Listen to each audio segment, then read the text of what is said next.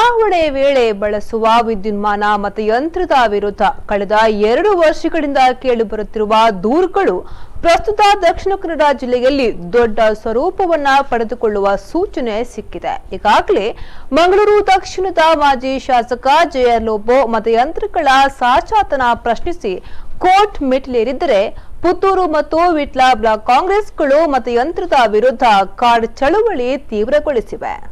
ವಿಧಾನಸಭಾ ಚುನಾವಣೆಯ ಫಲಿತಾಂಶ ಹೊರಬಿದ್ದ ಬಳಿಕ ಪುತ್ತೂರು ಕಾಂಗ್ರೆಸ್ ಚುನಾವಣಾ ಕಚೇರಿಯಲ್ಲಿ ನಡೆದ ಮೊದಲ ಅವಲೋಕನ ಸಭೆಯಲ್ಲಿ ಇವಿಎಂ ವಿರುದ್ಧ ತೀವ್ರ ಆಕ್ರೋಶ ವ್ಯಕ್ತಪಡಿಸಲಾಯಿತು.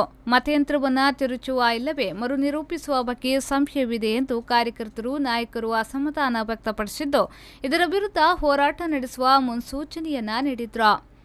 ಕೆಲ ದಿನಗಳ ಹಿಂದೆ ವಿಟ್ಲ ಉಪ್ಪಿನಂಗಡಿ ಬ್ಲಾಕ್ ಕಾಂಗ್ರೆಸ್ ನೇತೃತ್ವದಲ್ಲಿ ಕಾಡ್ ಚಳುವಳಿ ನಡೆದಿದ್ದು, ಇದೀಗ ಪುತ್ತೂರು ಬ್ಲಾಕ್ನಲ್ಲಿ ಆರಂಭಗೊಂಡಿದೆ.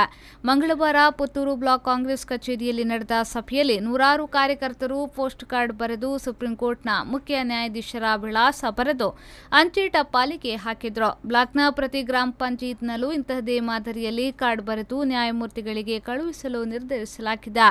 ಪಕ್ಷದ ಮುಖಂಡರ ಅಭಿಪ್ರಾಯದಂತೆ ಪುತ್ತೂರು ವಿಧಾನಸಭಾ ಕ್ಷೇತ್ರವೊಂದರಲ್ಲಿ ಸುಮಾರು 10,000ಕ್ಕೂ ಅಧಿಕ ಪೋಸ್ಟ್ ಕಾರ್ಡ್ಗಳನ್ನು ಪೋಸ್ಟ್ ಮಾಡುವ ಸಾಧ್ಯತೆ ಇದೆ.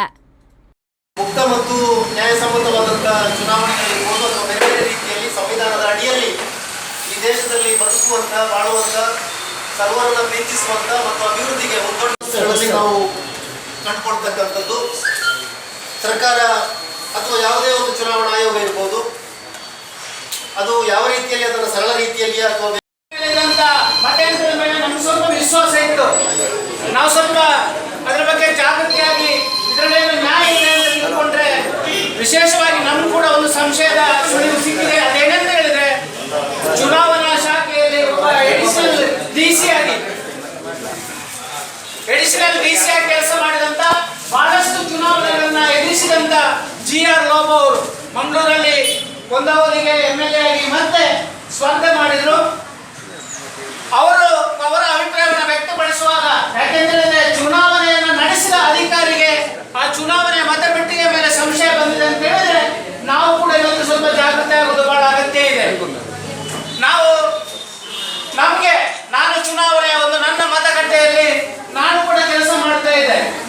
ನಾನು 11 ಗಂಟೆ ಟೈಮಿಗೆ ನಾನು ಒಂದು ಮತಗಟ್ಟೆ ಹತ್ರ ಹೋದಾಗ ಒಬ್ಬ ಬಿಜೆಪಿ ಕಾರ್ಯಕರ್ತ ನನ್ನೊಟ್ಟಿಗೆ ಬಂದಾಗ ಅವನು ಹೇಳ್ತಾನೆ, ನಮ್ದು ಗೆದ್ದಾಯ್ತು, ನೀವು ಹೆಚ್ಚು ಪ್ರಯತ್ನ ಮಾಡಬೇಡಿ ಅಂತ ಹೇಳಿ. 11 ಗಂಟೆಗೆ ಅವ್ರು ಗೆದ್ದಾಯ್ತು ಅಂದ್ರೆ ಒಬ್ಬ ಕಾರ್ಯಕರ್ತ, ಸಕ್ರಿಯ ಬಿಜೆಪಿ ಕಾರ್ಯಕರ್ತ ನನ್ನ ಹತ್ರ ಹೇಳಿದಂತ ಮಾತು. ಅದರ ನಂತರ ಚುನಾವಣೆಯ ಫಲಿತಾಂಶ ಬಂದ ನಂತರ ಜೆಆರ್ ಲೋಬೋ ಅವರು, ಯಾಕಂತೇಳಿದ್ರೆ ನಾವೆಲ್ಲ ಚುನಾವಣೆ ಎದುರಿಸಿದ್ದೇವೆ, ಚುನಾವಣೆಯಲ್ಲಿ ಭಾಗವಹಿಸಿದ್ದೇವೆ, ಮತದಾನ ಮಾಡಿದ್ದೇವೆ, ಮತದಾನಕ್ಕೆ ಪೂರಕವಾಗಿ ಕೆಲಸ ಮಾಡಿದ್ರು ಕೂಡ ಚುನಾವಣೆಯಲ್ಲಿ ಚುನಾವಣಾಧಿಕಾರಿಯ ಕೆಲಸ ಮಾಡಿದಂತ ಜೆಆರ್ ಲೋಬೋ ಅವರು ಇದರ ಮೇಲೆ ಒಂದು ಸಂಶಯನ ವ್ಯಕ್ತಪಡಿಸುವುದಾದ್ರೆ ಇದು ನಿಜವಾಗಿ ಆಗಿರ್ಬೇಕು ಅಂತ ನಂಬಬೇಕಾಗ್ತದೆ. ಇದನ್ನು ನಿಷೇಧ ಮಾಡಲಿಕ್ಕೆ ನಾವು ಆರಂಭ ಮಾಡಬೇಕಾಗ್ತದೆ. ಇದು ಒಂದು ದಿನದ ಕೆಲಸ ಅಲ್ಲ, ನಿರಂತರವಾಗಿ ಜಾಗೃತಿಯನ್ನು ಕೊಡಬೇಕಾಗ್ತದೆ. ಅನಿಶ್ ಕುಮಾರ್, ವಿ4 ನ್ಯೂಸ್ 24/7 ಪುತ್ತೂರು.